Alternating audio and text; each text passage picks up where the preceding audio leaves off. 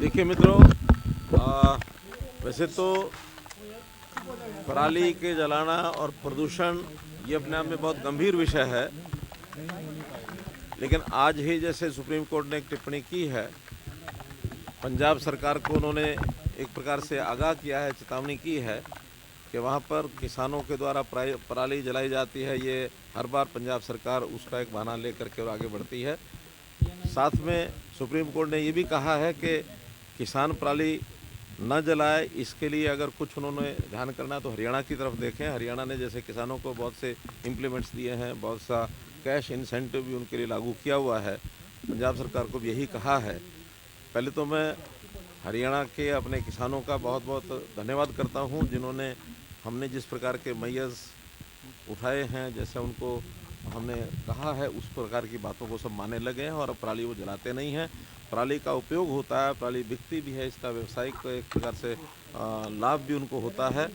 और क्योंकि पंजाब को ऐसा करना चाहिए, मैं भी ऐसा ही आग्रह करूँगा कि इन चीज़ों से हमको राजनीति से ऊपर उठना चाहिए।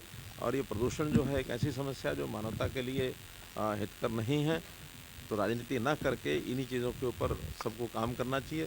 साथ में मैं सुप्रीम कोर्ट का भी बहुत धन्यवाद करता हूँ, आभारी हूँ और एक प्रकार से स्वागत करता हूँ उनके इस वक्तव्य का कि हम लोगों को मिल करके और प्रदूषण जैसी समस्या से निजात पाने के लिए। और किसानों को दोष नहीं देना चाहिए हमेशा।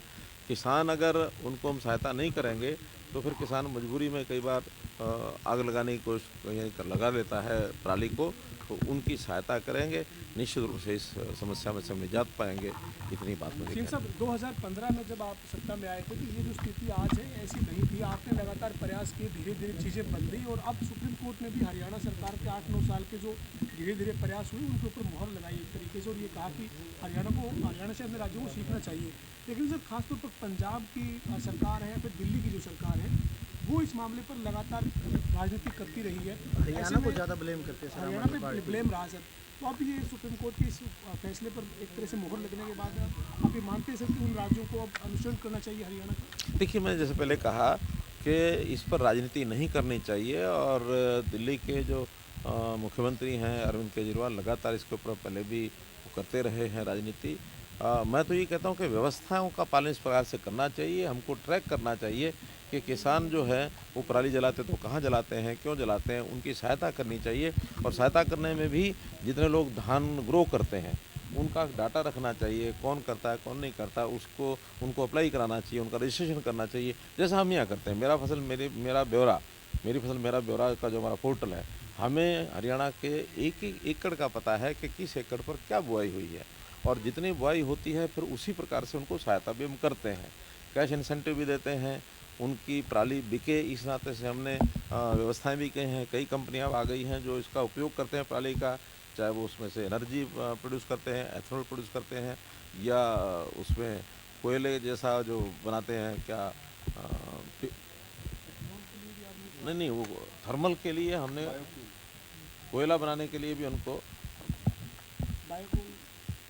नहीं क्या बोलते हैं, पिवेट नहीं, जो कोयले जैसा बना लेते हैं लकड़ी का, और उस नाते से उस नाते से उसका उपयोग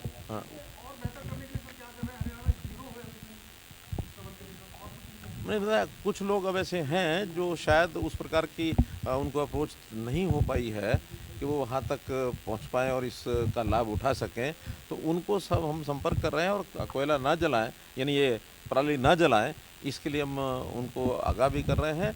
और साथ ही अगर कोई फिर भी नहीं मानता तो उनके खिलाफ सख्ती भी हम करते हैं, उनके एफआईआर भी करते हैं। तो इस नाते से मुझे लगता है हरियाणा में प्राय समाप्त है। एक 500-600 घटनाएं ज़रूर हुई हैं। अगले वर्ष में ये भी ना हो, इसका हम